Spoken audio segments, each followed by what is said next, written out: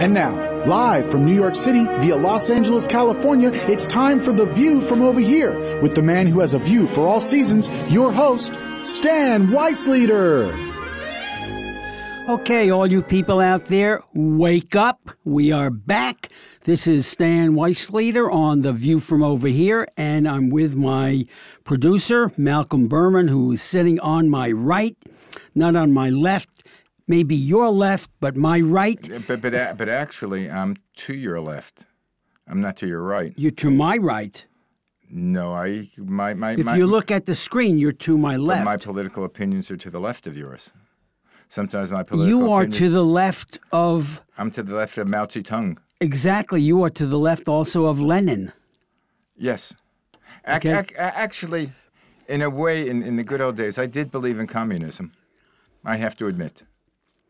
I have to tell you a story about that. When I was about 14 or 15, these people tried to get me sucked into something like that, and I started to go because the girls were really nice looking. Well, that's the important thing. But then after like one meeting, I said, no, I don't feel good about this. You had a meeting with the American Communist Party? No. But they weren't communists. They said they were for Israel, but they really were like communally for Israel. Not you know what I mean. Don't ask me complicated questions. I have no idea what you mean, but the thing is... It's just as well, hey, Malcolm, I was 14, 15. I didn't know anything then. But if we get our screenplay picked up and we become producers... I mean, I just saw the movie Trumbo. I don't know if you've seen that with... I did not see it. I heard about it. It's supposed to be very good. Excellent. But then they could get you in front of the subcommittee and find out, especially if Trump becomes president, they can get you in front of the subcommittee. Me? Why? What did I do? Because you went to a meeting. But I never signed in. Doesn't make a difference. You went to a meeting. They didn't have video cameras then, Malcolm. Yeah, but they have people that were at that meeting then probably shows up. Yes. Malcolm, those people are probably dead by now. Stan Weisleder was at a meeting, and he Malcolm, didn't say a word. Malcolm, shut the fuck up. You want to get me in trouble? But anyway, when I say I don't know how many people have read the Communist Manifesto, but the final stages of communism is a withering away of the state, and it's the industry and everything is taken over by the people. Except that never happens. It never happens. Look what happened to Russia. Who would ever think years ago that they would throw in the towel the way they did? And now today, do you know that we have an FBI office in Moscow? It's not called FBI. It's under a different name. But we have agents in Moscow dealing with criminal stuff between our country and their country. Who would ever think? Well, why would they have an FBI when the FBI is only domestic? I thought it would be Malcolm, the CIA or the NSA. Because the FBI, from what I know, only deals with domestic during matters. World War II, the FBI operated outside of our borders. They were active in South and Central America to prevent, Nazism or whatever from encroaching in those areas. So the FBI, when the president says, okay, FBI, you could do blah, blah, blah, they'll do blah, blah, blah. You mean you remember World War II? I remember almost everything about it. Uh-huh. I'm older than you, Malcolm. World War II. Yeah. People don't... Do you know... Most people, Malcolm, I have to tell you, are so stupid, it's unbelievable. They don't know diddly squat about who was fighting who or what they were fighting about or where. We were talking about that in the car over here when we were talking about... the interviews on the street with one of those shows, one of those night shows has an interview with college students. Yeah, I can't believe that they are that stupid. But they don't know who we fought. They don't know who the Axis was. They don't know the Germany, Italy, and some of them they truly Japan. They didn't don't know know who we were fighting. They don't know shit, really, and it's a shame. It's criminal that there are so many people out there. And even if that's not all of them, I have a feeling that what the networks do, they pick the really dumb ones. And those are the ones they show on TV because it's more, what's the word used to be in that business? It's more what? Entertaining. More entertaining. Thank you. Stan, take off your watch. I hear it clicking. I don't know. Did you hear the watch clicking, Aaron? No. No, but better safe than sorry. Okay. It's, okay. It's that time. All right, Malcolm, I have this letter. Speaking about Donald Trump. Speaking about him or to him? Well, this is an open letter. Now, Donald, you're welcome to come aboard the show. We won't challenge you. We'll let you have your say. Then we'll make comments. But Stan, you wanted to address him personally? Well, you think it's okay? Kind of rough language. I think it's okay. Because we're on the internet. Okay, Don. Hey, Don, if you hear this... Don. It's Donald, isn't it? I've never heard him referred to as Don. We're on a friendly basis. Okay. I call him Don. He calls me Stan. Oh, okay. Okay? Did anyone call you Stanley? My mother used to. Yeah. My mother, that's about it. Or your wife when she's angry at you? No. No? She calls me... Schmuck. Yeah, or stupid or something like that. So this is a message to Mr. Trump. Go ahead. From me. Clear my throat first. Are you stupid or what? Good opening. What the fuck is wrong with you? You were ahead in the polls and just about had all of your opponents, Democrat and Republican, by the short hairs. On your head, right? And what do you do next? You fuck up by shooting off your mouth when all you had to do was to keep it shut until your advisors, assuming you have any advisors, advise you what's best to say and, more importantly, what's best not to say. Okay? So far, so good. Still on track. Okay. And what do you have to deal with now? Aside from the Democrats, who will use any excuse, both real and imaginary, to malign you, you now have to deal with more of the Republicans and the Republican aristocracy than ever before, plus all of those wannabe members of the Republican aristocracy who seem to be coming out of the woodwork in droves, not unlike cockroaches. Good. Ready for the close? Okay. Big close. In spite of being your own worst enemy, you have three great things going for you. First, you are not a professional politician, with all that it implies.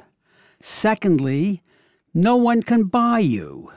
Thirdly, your family makes an incredible impression on TV.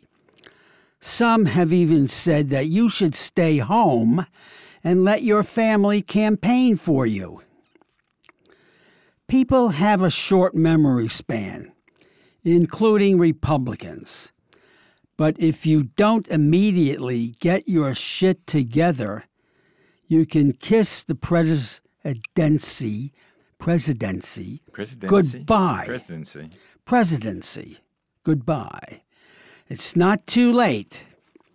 But if you fuck up once more, it's all over. You think he'll... I hope it's too late. Call me on that? He might. You never can tell if he hears it. Maybe. Well, I know Aaron, you're not for him. I know that. Aaron, is there any way for us to send that to him to Twitter? I'm sure there is some way for him to see that. Okay. If you figure it out, let us know. Wait, I get Twitters from him. Maybe I could send it back. You can, maybe. But I think, what's it, 128 words? You say you might be a little bit over. A little bit over. You have to edit that. Yeah, we could edit. Sure. 128 words? I believe so. Or something like that. I'll have to check with Pam, because if I get a Twitter... Pam who? You know, Pam, who does our tech stuff. Oh, I haven't seen... Pam, where are you? I haven't seen you in months. If he could send a Twitter to me, why can't I Twitter his Twitter back? Oh, you can tweet his Twitter. You know what? Whatever. We'll check with Pam. That sounds obscene. Yes, you can tweet his Twitter. Well, isn't that what you do? You tweet somebody's Twitter? Right. Yeah, we got the acknowledgement of Aaron. Are you a millennium or are you past that, Aaron? Sorry, what was Are that? you a millennial? I don't know. I don't know what happens with. I was born in '83. I don't know where that puts me. So that's He's older. 33. 32. Yeah. 32. You might be the borderline. I thought it started in 1985. I don't know, but I think you either that or a Gen X. A Gen X. I have no idea. I never pay attention to that sort of thing. Oh. Okay. Well, if you do, let us know. Fill us in on the next show. Oh yeah. We're dying to know. It's very, very important. Well. Hey, you guys are going to take over the world. How long do we have? You're the next generation that will be getting into the presidential election. By the time this president's, you'll be like 37, and the next one over, you'll be in your early 40s. If it's an 8-year thing, if an 8-year presidency, and not everybody gets in 8 years, Malcolm. I know. Well, 37 to 41, you'll be in the mainstream of your life. And think of how much fun you'll have. Yes, that's I don't a telephone. believe this. Who is it? I have no Anyone idea. important? It's probably a telemarketer. Okay, find out. You Now? Can do it. No. No, I'll just okay. shut it off. If it is a telemarketer, I'll start cursing at them, and I don't want to do that. It's not nice to behave that way while on such an important show. Oh. I shouldn't use profanity. Well, actually, I'm nice to telemarketers because the telemarketing is not the company. It's the people that are making the $8 an hour making phone calls. They make that much? I think they do. There's a minimum wage. $8? The minimum wage, I don't know what change, it is. I think. I don't know. I forget. Even though I'm still on minimum wage, I forgot what it is. You're on minimum wage? Yeah, I'm on minimum okay. wage. I'm on Social Security and Medicare. Yeah, but how come the Social Security, the years of Social Security doesn't go up, but the Congress's salaries go up? Well, because they could vote it up. That's why. I know, but how come they don't? I know. Well, Social Security numbers do go up. They go up according to cost of living adjustments. Right. But I don't think there's been one for the last year or two. No, I know the last year there was no increase because the price of gas was down. So it brought the whole average down. It brought the whole average down.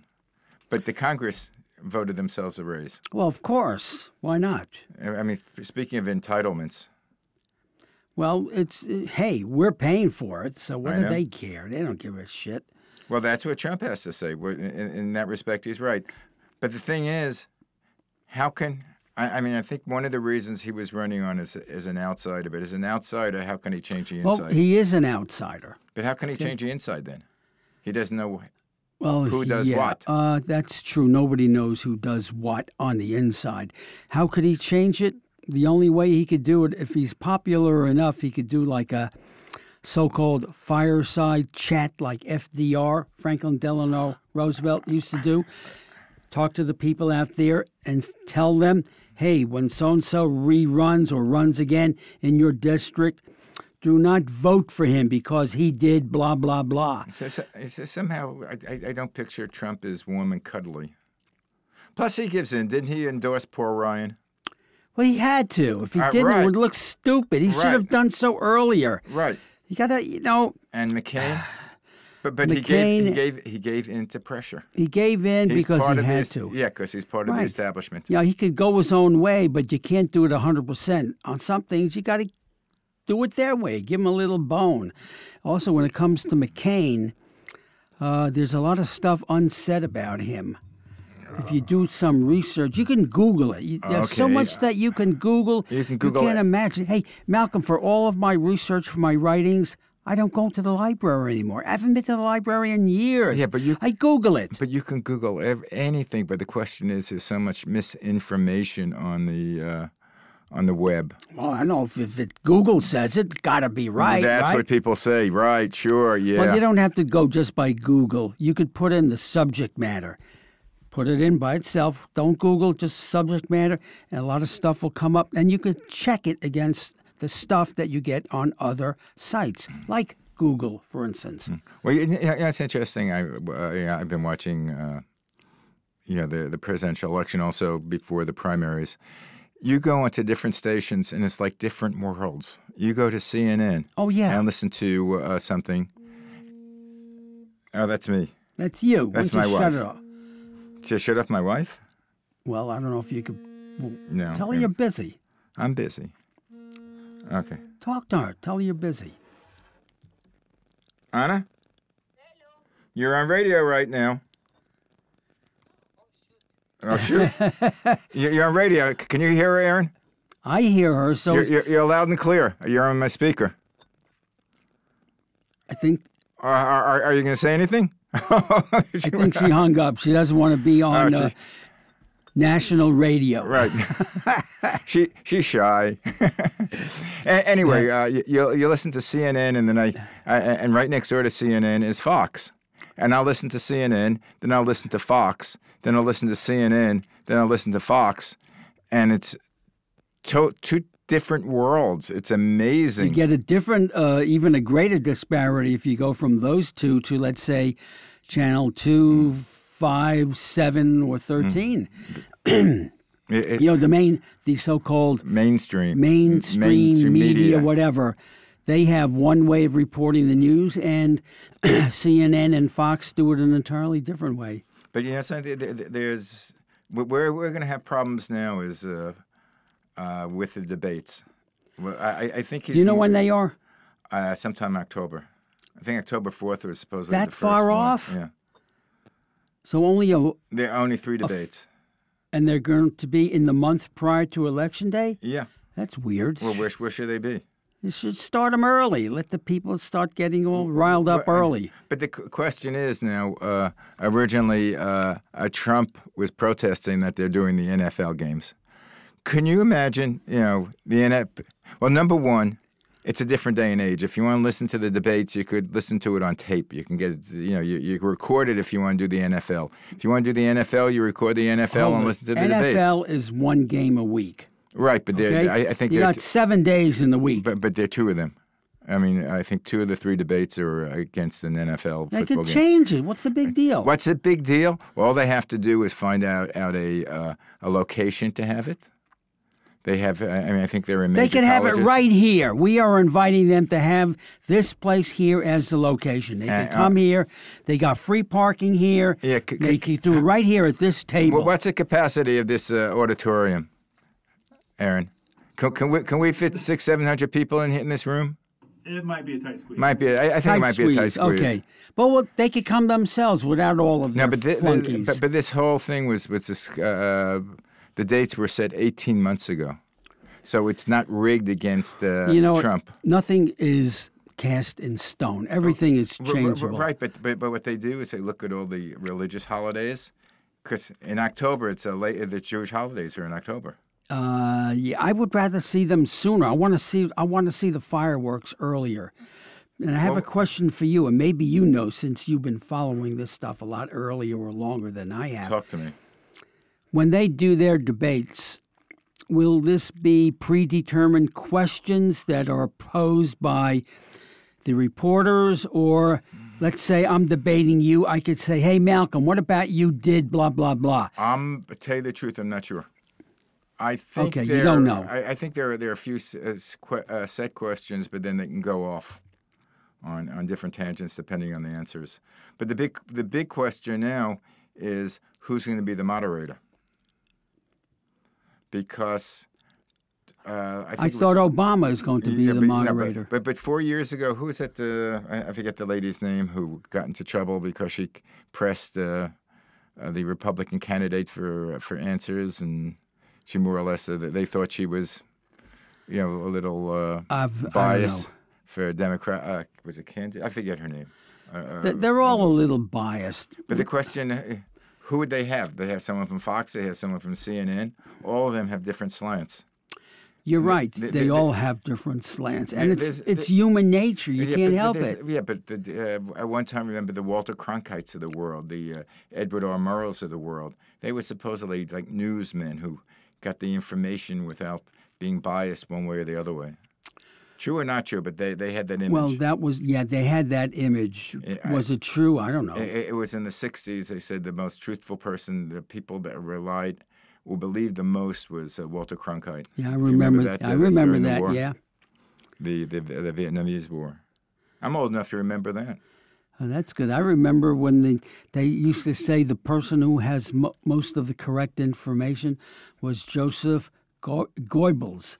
Joseph Goebbels? Yeah. Yeah, well, he was that the is information before minister. your time. I watch the... he was the information minister or whatever his title propaganda. was. Propaganda. In those days for the Nazis. And you know what the Nazi party was called? Joseph Goebbels.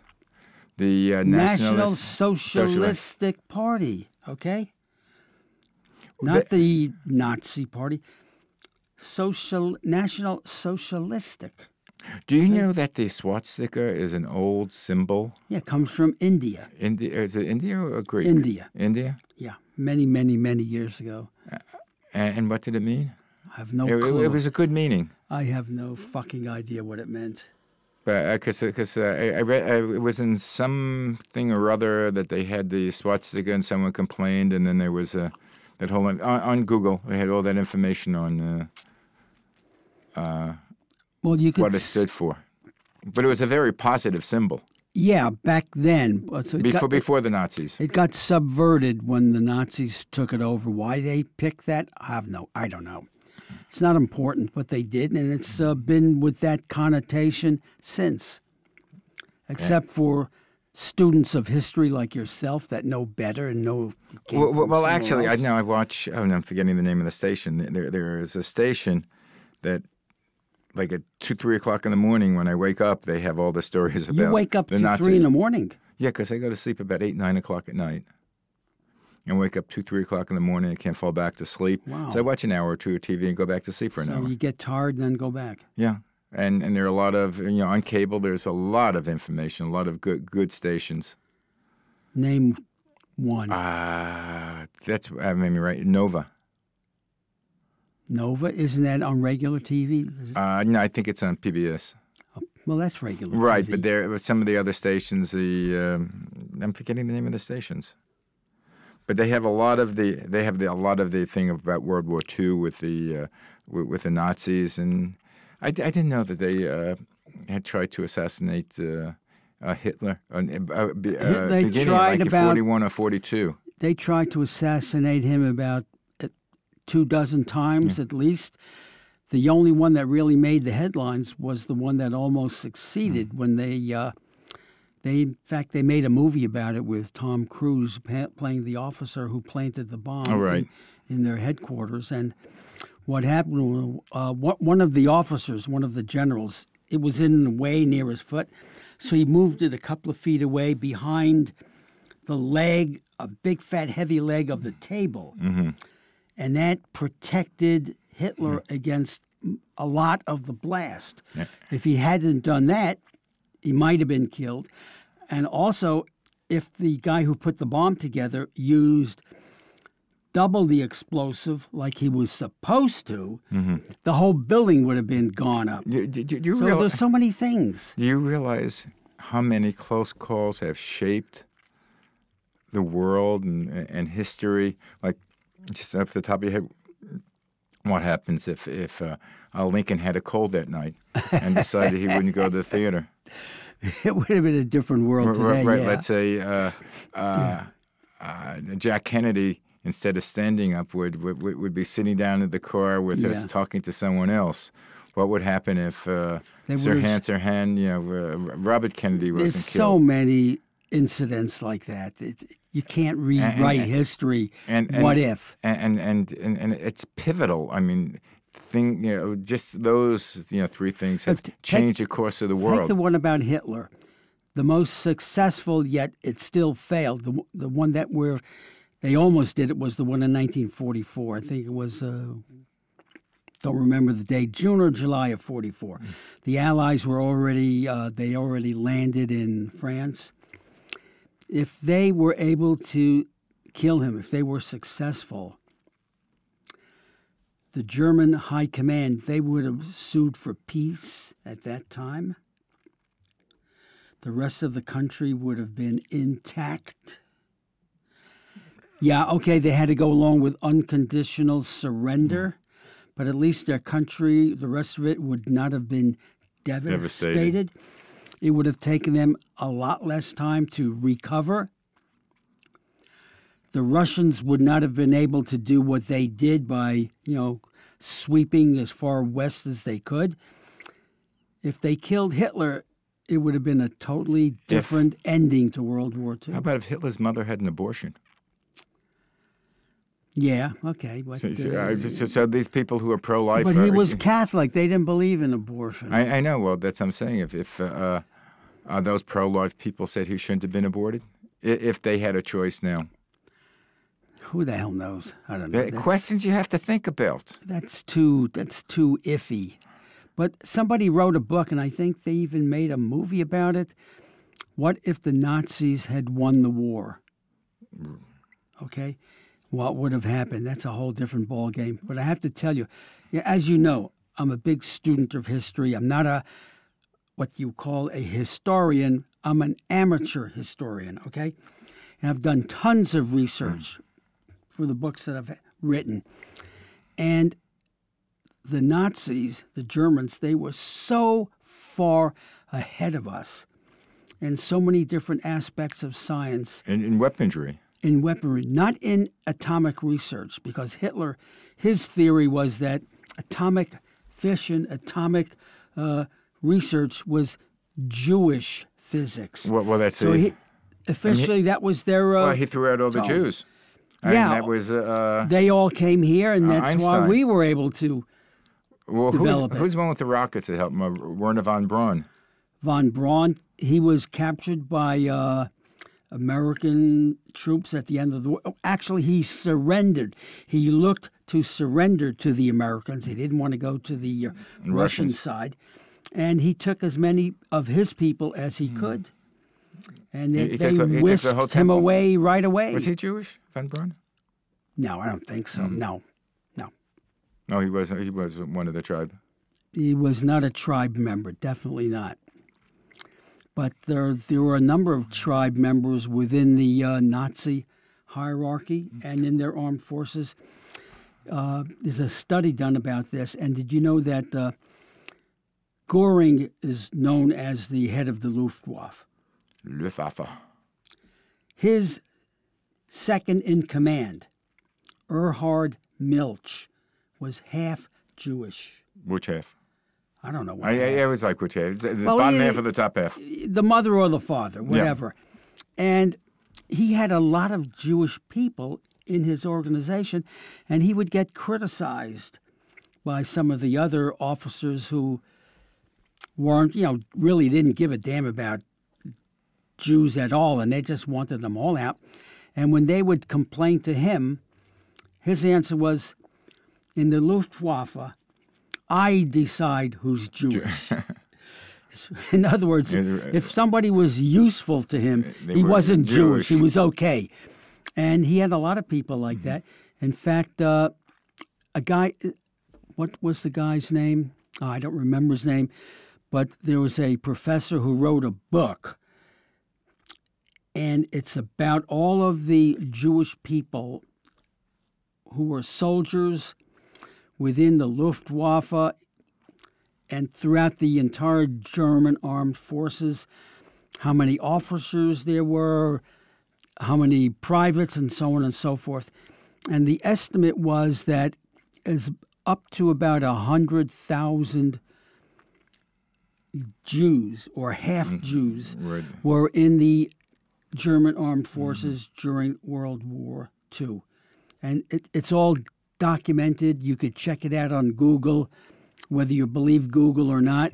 You could even get the name of the book, and there you have it. Well, there's a great movie, and I'm trying to remember the name of it. It's like an autobiographical by Louis Malle, who's a French director. I think he was married to Candice Bergen for a while. I think he passed. It wasn't pronounced Malay?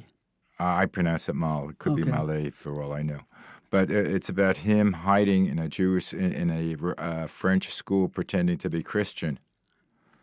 When he's about 4 or 5 years old, or maybe a little older. And I mean, parts of it, he had to uncircumcise himself by taking his penis and putting stitching the skin together, because that was they would tell who the Jews were. There were a number of stories you strip like and see your penis. There was one story like that they made into a movie, and this guy, he's a teenager, and he's going out with this young German Fräulein, somebody about his age, and they're getting ready to do it, and she looks as she's shocked, and he had to come up. If my memory is correct, he didn't admit to her that he's Jewish, but he came up with some story that had a disease. It was infected, and they had to save his life so he didn't become gangrene. They had to cut off part. That's my story also. Oh, it happened to you that way? Definitely. Okay. All right. Hey, it happens. Well, you ever hear the to story anybody. about the Moyle who saved his hips to get ahead? No. Right? That's an inside joke. If you're not Jewish, I'm sorry, you may not understand it. Well, I'll tell you one. Do you know what griveness is? Not sure.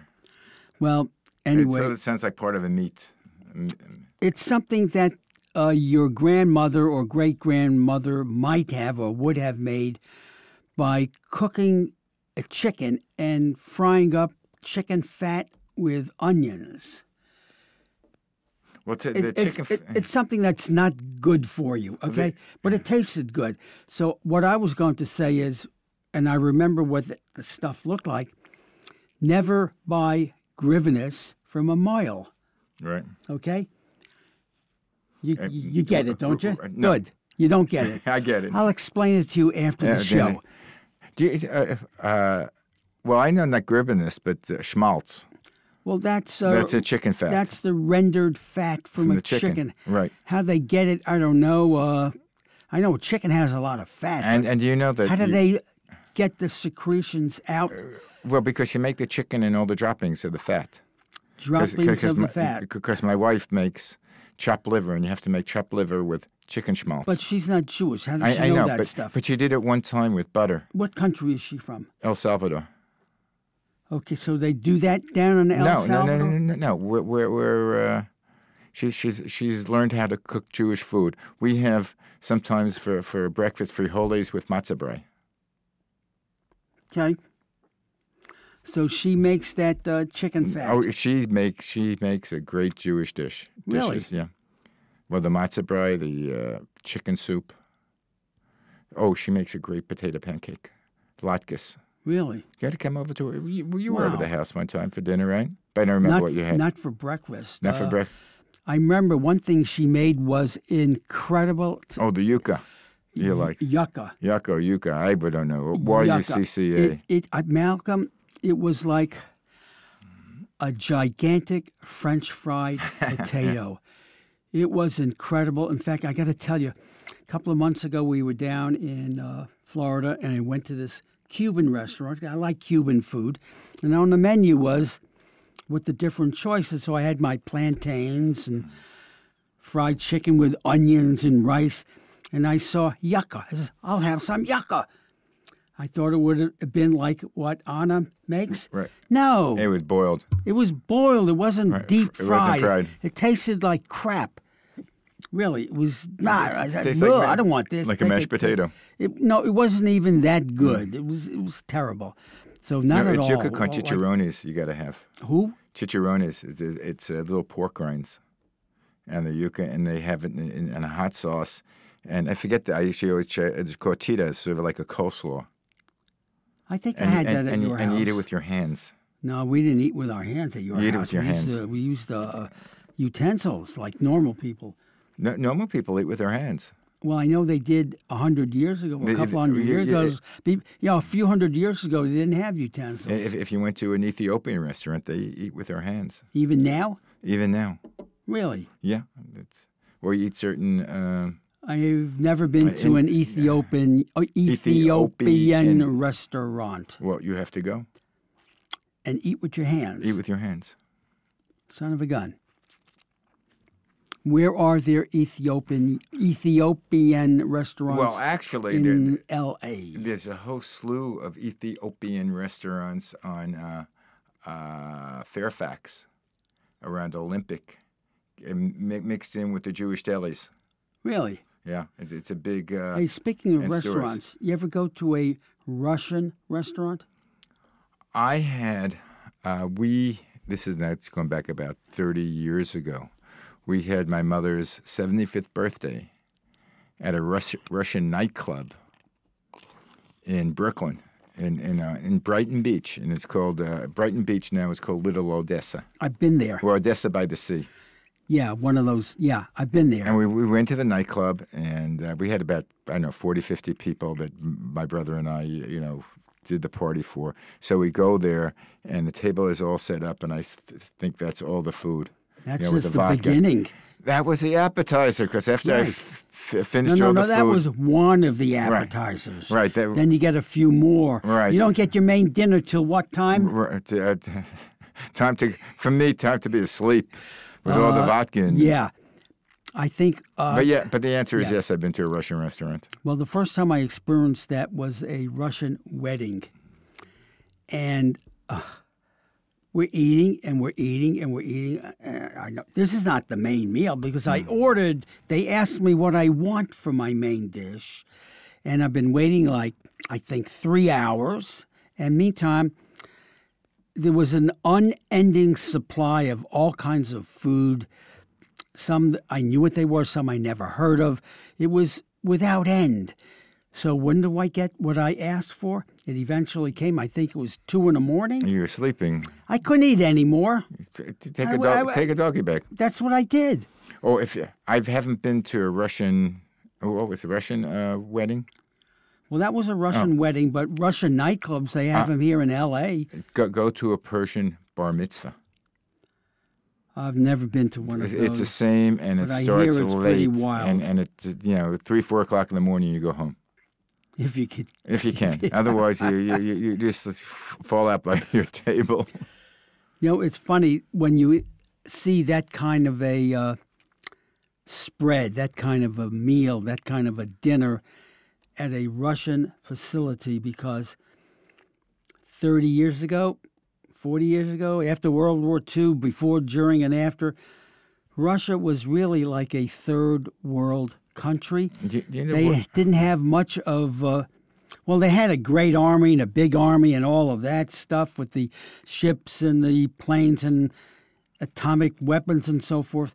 But for the civilian, everyday things, there were always shortages. Yet when they put on a dinner, it was like, wow, where did all of this come from? Well, it's like the Jews. That's also, you put on a dinner, you eat. Boy, it was something, those Russian feasts. I couldn't believe them. I used to love coming home from college. Sometimes I would stop off. I went to CCNY in New York. I'd stop off at my aunt's house in Brooklyn. It was like a halfway point with a train. And my Aunt Gussie, and she would say, "You didn't tell me you're coming over. I have no food for you." She'd open up the refrigerator, and I had a 7-course dinner. It was amazing. And you're stuffed. And yeah. She says, everything. But you hardly ate anything. Boychik.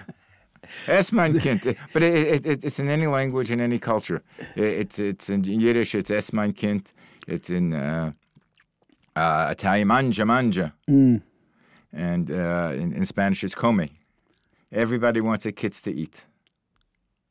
It's a commonality. So Spanish people do that also? They do that also.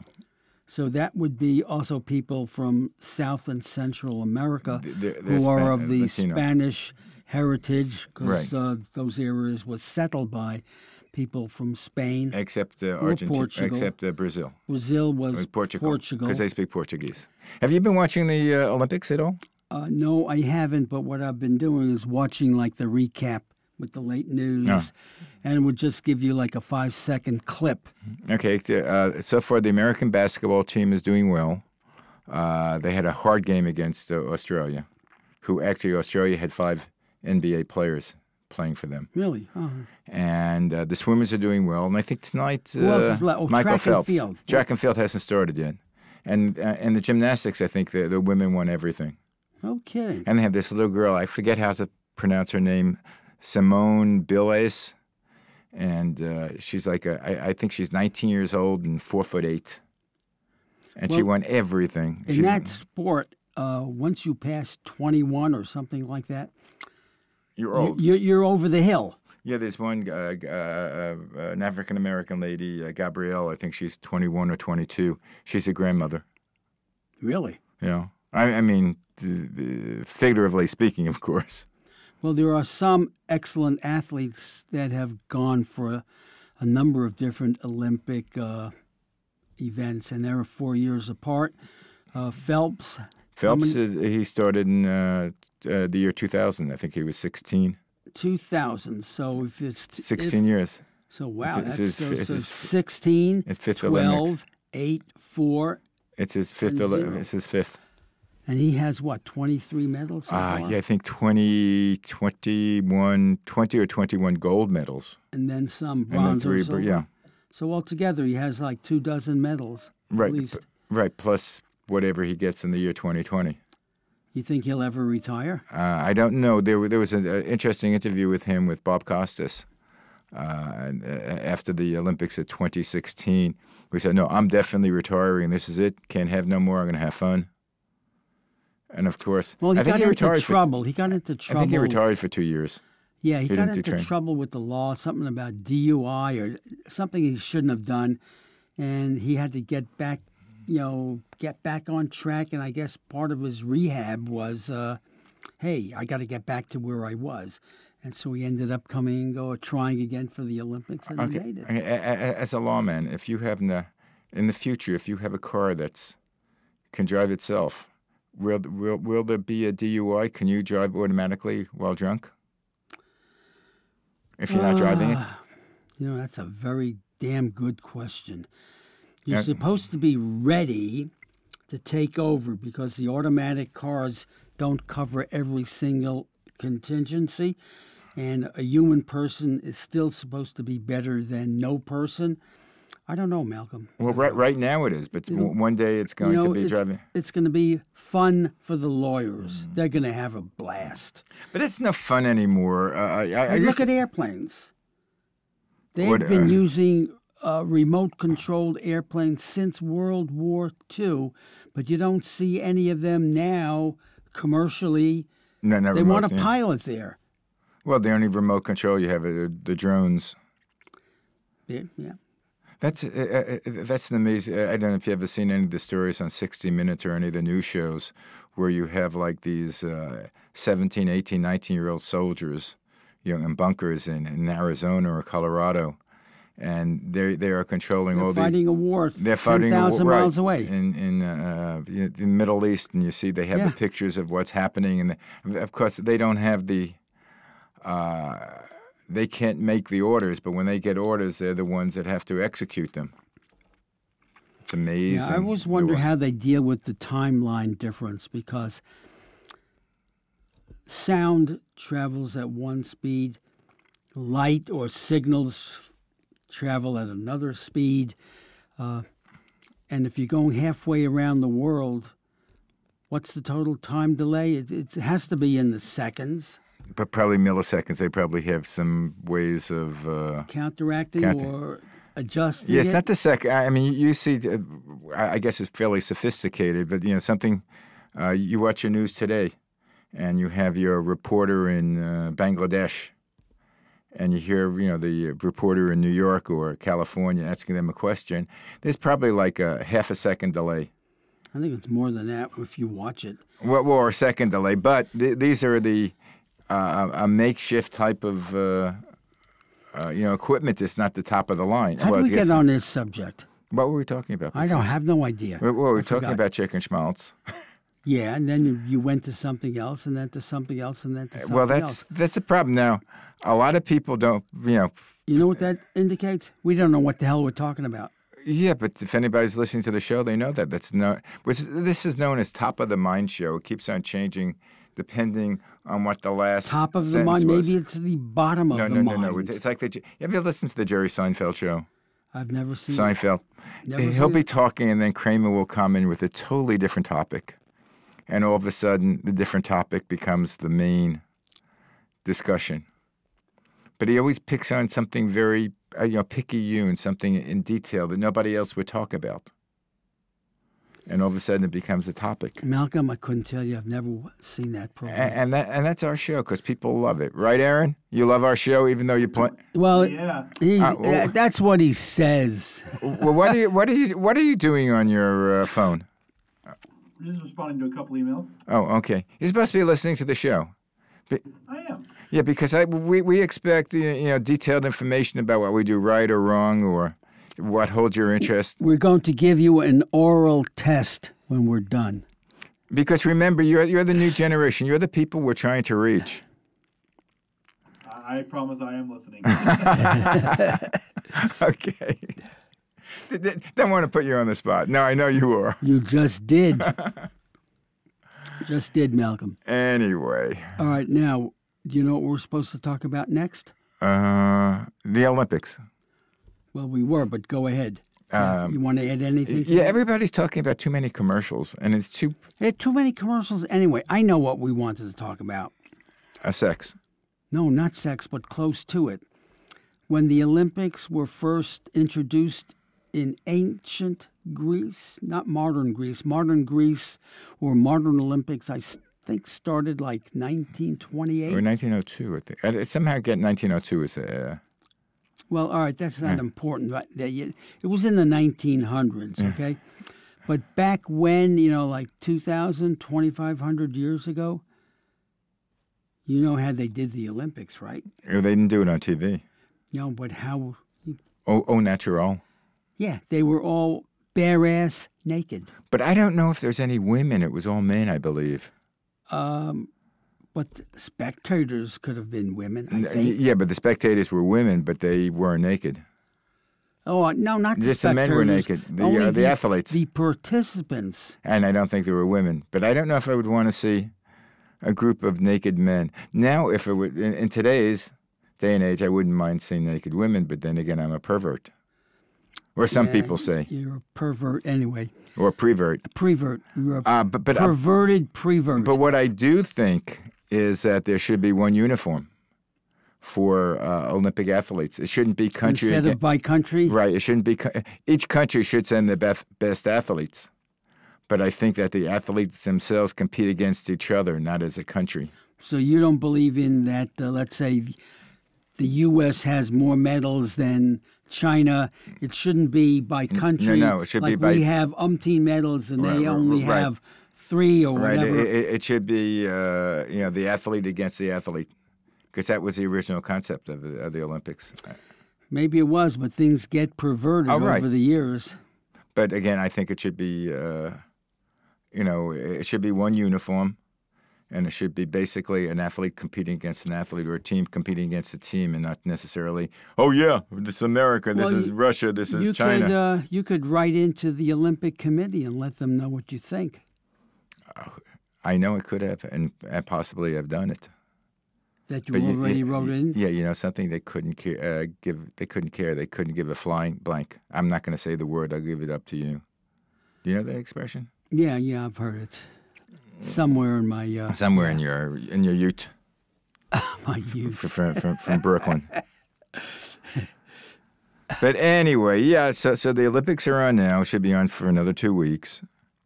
I believe so. And then we're getting pro football. Now, which interferes with the. I don't see interfering with the. It won't interfere. It'll come pretty soon after. Track and field. How does this country shape up with its track and field? We're always good. We're always good in track and field. And aside from the fact that I think this year Russia is banned in track and field. They are. Yeah, because of.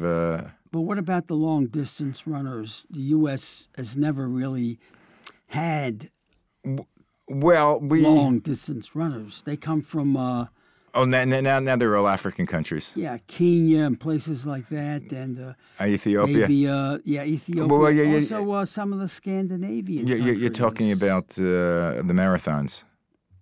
Yeah. Yeah. Yeah, more than I remember a few yards. The first big marathon runner in this country I think this was back in someplace in the 60s. It was a guy named Frank Shorter. I remember the name, yeah. And he's the one that started, this is when jogging became very popular. and running became popular. Frank Shorter was like the first, and he won the Olympics. And I remember watching the marathon on TV, and I forget, it might have been in the U.S. I don't know if it was the U.S., but I know that at the finals, he had to come into a stadium, and it was like through a tunnel, like something I'm thinking of the Coliseum. Okay. And he goes into the tunnel, and another runner comes out. Someone was hiding in the tunnel. Really? And came out running, and I remember and Frank Shorter was looking at him because he didn't know who the hell it was, but he realized that it wasn't, there was no one ahead of him. And I think the reporter might have been Howard Cosell or someone. He was saying, "Frank, that's not the runner. You're leading. He was yelling into the microphone. That actually happened. That happened. So who was the guy, and what did they do with him? I don't know what they did with him. I think they shot him. Well, speaking of people who do that and interfere, at a baseball game, and I've seen this, was some idiot, and the ball is coming close to the, where they're sitting. It's almost a natural reaction. And the guy, usually it's a guy, he'll go for the ball, either he'll knock it down or catch it, when the player was able to reach it and catch it. Yeah. What happens then? Well, it depends. If it's definitely if it's a foul ball, it's tough luck. Well, it would have to be a foul ball. It wouldn't be within the border. Well, there could have been in the border where they reach over the fences for the home runs. If people are sitting in the first row, there was a famous one. I forget which year it was in the World Series, where the World Series or a playoff game, where one of the kids reached over. A kid. Yeah, and it was definitely the outfielder could have gotten the ball, but they signaled for the home run. I think this was the days before they did the video replay. So they didn't execute the kid. No, but what they did in Chicago, when the guy in Chicago reached over for the foul ball, and it was in play, and the outfielder couldn't get it, he was ridden out of town because they said the guy's name. Do you remember that, Aaron? Remember seeing it? I do not remember seeing that. It was a playoff game, and the Chicago Cubs have not been in the World Series for like 400 years. And it was a crucial play where it was like a foul ball up the third base line, and the outfielder was coming to it, and he was bringing up his glove, and then one of the fans reached over and knocked the ball away, and the guy was safe. He wasn't out. And the Cubs wind up losing that game and losing the series. And the guy who did because of that. One of the things, but the guy who knocked the ball away, he was getting death threats. And he had, I think, eventually move out of Chicago or move out of his house and change his name. Good. Serves him right. Anyway, do you realize that we've been speaking for 52 minutes and 51 I don't know. seconds? You made me take my watch off, so I don't know what time it is. Hey, I'm pointing to, there's a clock up there. Oh, there. that clock. Okay. Does that clock go on the air also, Aaron? No, sir. No, okay, that's only for us. Okay, so that's it. It's a wrap. Not a wrap yet. Do you have anything to say? We still have Well, a the minute only and a thing half. I have to say is this is going to be a very interesting year political-wise, and I have to tell you one thing else. This year, for whatever reason, I have been more interested in politics than all of the prior years. Why? I don't know. I think there's just more at stake this time. Well, there's more. I know we don't agree because there's more animosity. There's a lot of hate. There's always animosity. No. Not so much. Not so much hate. Not so much name calling. Not so many facts that are unsubstantiated. Like the big thing now with Trump. I hear, or many people have said. That's his thing, and all of a sudden but not me. I wouldn't say. Many people told me that Obama's not a citizen. Many people have told me that he's really, Muslim. Many people have said that Hillary is, it's a good way to put it out there. And if it's wrong, no one's going to blame you. Well, that's it. I didn't say that. It's not what I believe. But anyway. Okay, so I guess it is a wrap. It's a wrap. What else? That's it. Okay. Do you want to signal Aaron to I don't know. Well, he looks like he's sleeping. Let's wake him up. No, he's up. He's laughing. Okay. Aaron, it's a wrap. Okay, you people out there, we'll see you again. When I say it's a wrap, it's a wrap. It's a wrap. Okay, no more. Quit. Bye. Gone.